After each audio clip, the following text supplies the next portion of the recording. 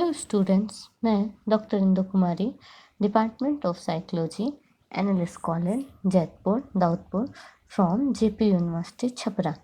आज मैं UG part 3 के स्टूडेंट्स के लिए पेपर 5 में प्रतिदर्श के अंतर्गत यानी कि सैम्पलिंग के बारे में चर्चा करने जा रही हूँ। प्रतिदर्श यानी कि सैम्पलिंग। तो सबसे पहले यह जानना ज़रूरी है कि सैम्पलिंग किसे कहते हैं या प्रतिदर्श। तो सैम्पलिंग किसे कहते हैं? तो व्यवहार परक शोध जो होता है, बिहेवियरल रिसर्च तो व्यवहार परक शोध हो, चाहे एक्सपेरिमेंटल प्रयोगात्मक हो या अप्रयोगात्मक हो, नॉन एक्सपेरिमेंटल हो, उसमें एक जीव संख्या से चुने गए कुछ व्यक्तियों या वस्तुओं के आधार पर शोधकर्ता एक अनुमान या निष्कर्ष निकालता है। मतलब कुछ चुने हुए लोगों पर ही वो प्रयोग करता और उसी के आधार पर कोई रिजल्ट निकालता है। और जनसंख्या या जिसे समिष्ट कहा जाए, पूरा यूनिवर्स कहा जाए, तो उससे जो पूरे जनसंख्या से तात्पर्य ऐसे व्यक्ति या वस्तुओं से होता है जिसे शोधकर्ता अपने शोध के संदर्भ में स्पष्ट रूप से परिभाषित करता है तथा उसकी पहचान करके रखता है। जैसे सभी विश्वविद्यालय शिक्षकों का समूह, सभी अभियंताओं का समूह, सभी डॉक्टरों का समूह, ऐसे बहुत सारे उदाहरण हो सकते हैं। तो इसी ढंग से पुस्तकालय से भी किताबों की संख्या एक जनसंख्या का उदाहरण होगा। निर्जीव चीज़ों में तो जनसंख्या सामान्य रूप से 2 तरह की होती है। पहला परिमित जीव संख्या या जनसंख्या और दूसरा अपरिमित जीव संख्या या जनसंख्या। तो परिमित जनसंख्या किसे कहेंगे या जीव संख्या? परिमित जीव संख्या वैसी जीव संख्या को कहा जाता है जिसके सदस्यों की गिनती की जा सकती है, मतलब कि जो काउंटेबल हो, जिसकी गिनती की जा सके, उसको क्या कहेंगे? परिमित जीव संख्या। और अपरिमित जीव संख्या, अपरिमित जीव संख्या वैसी जीव संख्या को कहा जाता है जिसके सदस्यों की गिनती नहीं की जा सकती है। जिसके जितने भी मेंबर्स हैं उनको आप पूरी तरह से काउंटेबल नहीं कर सकते हैं।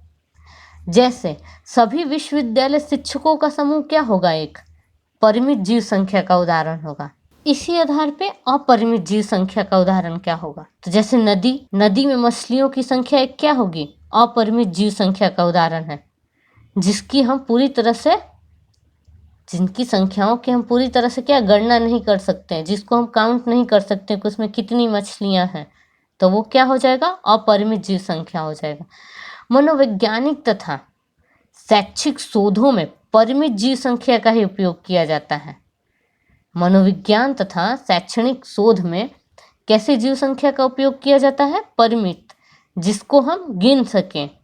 ठीक उसी ढंग से कुछ लोगों ने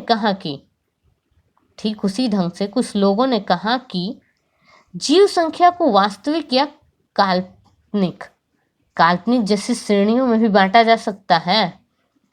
कुछ लोगों का यह मत था कि जब ऐसा हो सकता है तो उसे काल्पनिक या वास्तविक रूप में बांटा जा सकता है या नहीं, जनसंख्या को या जीव संख्या जो भी कहा जाए। तो वास्तविक जीव संख्या और काल्पनिक जीव संख्या में बांटा जा सकता है। तो वास्तविक जीव संख्या से तात्पर्य क्या होगा? वास्तविक जीव संख्या किसे कहेंगे? जिसका अस्तित्व वास्तव में होता है, जो पूरी तरह से मौजूद हो। तथा काल्पनिक जीव संख्या वैसी जीव संख्या को कहेंगे जिसका अस्तित्व भी काल्पनिक हो, वो मौजूद नहीं हो वास्तव में वहाँ पर, जिसको हम सिर्फ कल्पना कर रहे हैं। अब इसका एक उदाहरण अगर पूछे कोई, तो पुस्तकालय में किताबों की संपूर्ण संख्या एक काल्पनिक जीव संख्या का उदाहरण है कि अनुमानतः इतनी किताबें हैं, तो क्या है? कल्पना की है हमने। पूरे जीव संख्या के अध्ययन से प्राप्त मान को प्राचाल कहा जाता है।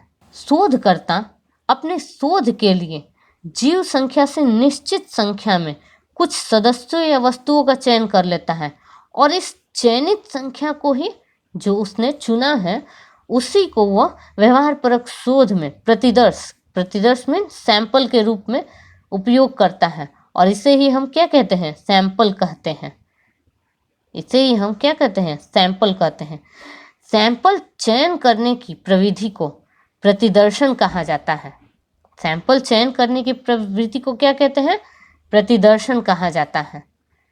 जैसे यदि कोई शोधकर्ता विश्वविद्यालय के 10,000 छात्रों में से 1,000 छात्रों को या 100 छात्रों को अपने शोध के लिए चुनता है, चयन करता है, तो यह 1,000 या 100 छात्र जो चुने हुए हैं वो क्या कहलाएंगे? सैंपल कहलाएंगे। तथा 10,000 छात्र जो कहलाएंगे वो जीव संख्या, पूरी जीव संख्या कहलाएंगे। तो इस प्रक्रिया को ही क्या कहेंगे?